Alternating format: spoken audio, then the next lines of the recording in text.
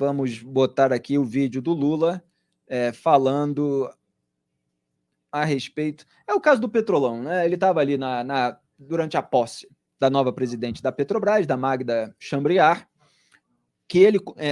a qual ele compareceu, o que não é comum, presidente da República comparecer à posse de presidente de estatal, já mostra que o Lula está querendo controlar a empresa, o que não deveria acontecer. Aliás, no próprio discurso da Magda, se fez ali o aceno para o alinhamento ao presidente da República. Então, a gente já vê todo esse patrimonialismo, no fundo é a mesma coisa da qual a gente está falando, em diferentes proporções. E aí o Lula estava fazendo aquela inversão da realidade que a gente conseguiu ontem, em tempo real, mostrar, pelo menos um pedacinho. Ele atacando a Lava Jato, ele fingindo que a Lava Jato que queria o desmonte da Petrobras e não os corruptos que estavam roubando a Petrobras. E aí ele fez uma menção à postura, ele se gabou de, desde 2013, ter recusado a tese de que era melhor comprar de fora as sondas e navios, etc. Que ele estava se gabando de rebater essa tese de que o Brasil precisava das empresas estrangeiras. Por quê? Porque ele estava defendendo o interesse dos empresários amigos, né? Mas olha só como o Lula faz isso em nome da pátria. Solta, produção. Quando assumimos o governo pela primeira vez em 2003, patrocinamos o maior ciclo de investimento da companhia, em produção de óleo e gás natural, em refino e distribuição, na construção de sondas, plataformas e gasodutos. Não pense que foi fácil.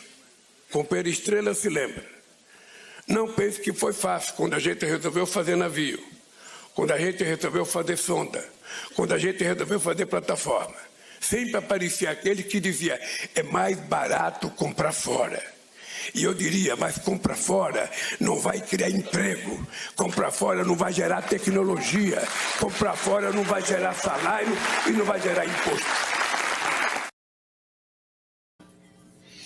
Quer dizer, comprar fora não vai gerar emprego, não vai gerar salário, não vai gerar isso, não vai gerar aquilo, que na verdade comprar fora não teria gerado toda a propina, não teria gerado todo esse capitalismo de compadrio que aconteceu no âmbito da Petrobras. Uns empresários brasileiros, amigos do Lula, se revezando na obtenção de contratos públicos por meio de uma fraude à licitação.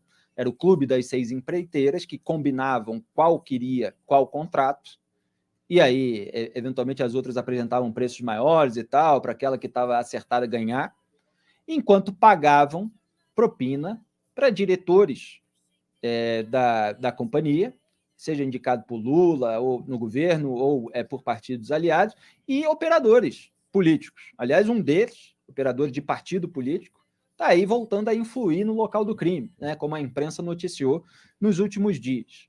Então, era isso que não teria acontecido, era o Petrolão, era propina.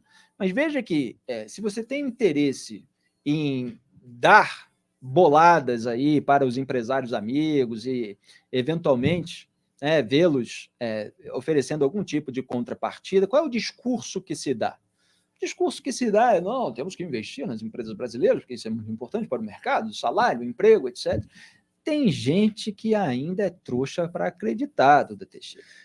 Felipe, a questão que você colocou muito bem da corrupção é isso mesmo, né? O Lula, na época do Petrolão, ele indicava ali os diretores da Petrobras, direcionavam as licitações, as compras para as empresas amigas, que depois pegavam e retribuíam esse favor, passando dinheiro de forma ilegal para o Partido dos Trabalhadores ou para o PP também na época, né? Era uma porcentagem do contrato, né? Variava de 1% a 3%, por exemplo. Os contratos muito altos, 1% a 3%, eram milhões de reais. Agora tem um outro ponto que o Lula ele fala assim, puxa, mas olha só, a gente investiu, né? Agora, assim, investir desse jeito que o Lula fez, o PT fez, não só trouxe corrupção, como não trouxe eficiência, não trouxe aumento de produtividade, né? Quer dizer, a empresa que fazia as sondas, lá, a Sete Brasil, não virou uma grande produtora de sondas, né? Investiram em estaleiro no Brasil, mas o Brasil não virou um grande produtor de navios, né? A gente não conseguiu ter uma empresa competitiva internacionalmente, né? Isso não aconteceu. Então, o Lula ele olha as coisas só do ponto de vista do gasto e da corrupção, mas nunca do ponto de vista da produtividade ou da eficiência. Não, exatamente, é o gasto que saiu pelo ralo, né? Porque a Sete Brasil, por exemplo, era um propinoduto. Foi para isso que ela serviu, e isso as investigações mostraram. Agora ele fica com essa síntese enganosa de que foi tudo uma mentira, de um projeto político, etc., porque ele sabe que a maioria das pessoas não entende muito a complexidade desses esquemas, não sabe exatamente como é que funciona a Petrobras, as obras tocadas por empreiteiras, como era a negociação de navios sonda, etc., então, todos os detalhes que estavam lá saborosos nos processos da Lava Jato, com toneladas de papéis, etc., eles podem ser ocultados num discurso enganoso feito por um manipulador da história recente do Brasil. E o Lula tenta reescrever a história à sua imagem, e, na verdade, a imagem que ele gostaria de ter para a sociedade. Mas boa parte da população não esqueceu aquilo que de fato aconteceu, e a gente sempre mostra que decisão judicial não apaga a história. E é bom lembrar, já que o Lula está falando, se gabando dessa decisão lá de 2003, primeiro ano do mandato presidencial dele, o que o ex-gerente da Petrobras, Pedro Barusco, na CPI da Petrobras, disse a respeito da propina, de quando ela começou a ser institucionalizada. Vamos soltar a produção, vamos lembrar aqui do fundo do baú. Eu iniciei a receber a propina, né, em 97, 98. Né?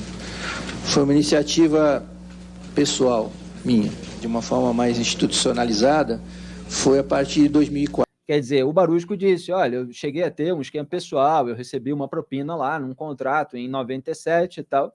Agora, o que aconteceu?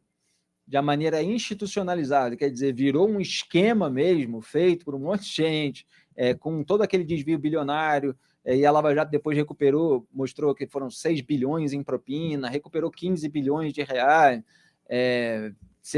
teve um prejuízo bilionário também. Tudo isso aconteceu a partir do momento em que o Lula chegou ao poder. Os petistas ficaram loucos com essa declaração na CPI, tentaram combater, etc., mas depois as investigações foram mostrando que era isso mesmo. Quer dizer, o esquema foi consolidado nas gestões do PT e ocorreu tanto no governo Lula quanto no governo Dilma. E o Lula agora tem muita dificuldade de governar sem o Petrolão, sem o Mensalão. E aí ele está mostrando cada vez mais o seu atordoamento mental, porque não consegue muito avançar com a sua agenda. Duda, quer completar? É isso aí, mas como disse o Lula, esse processo todo aí não foi fácil, né? Porque imagina você consolidar isso tudo, estruturar, fazer planilha, botar apelido para todo mundo, né? Não foi fácil. Não é fácil. Realmente montar um departamento de propina como o da Odebrecht não foi fácil, foi todo um esforço, não é mesmo?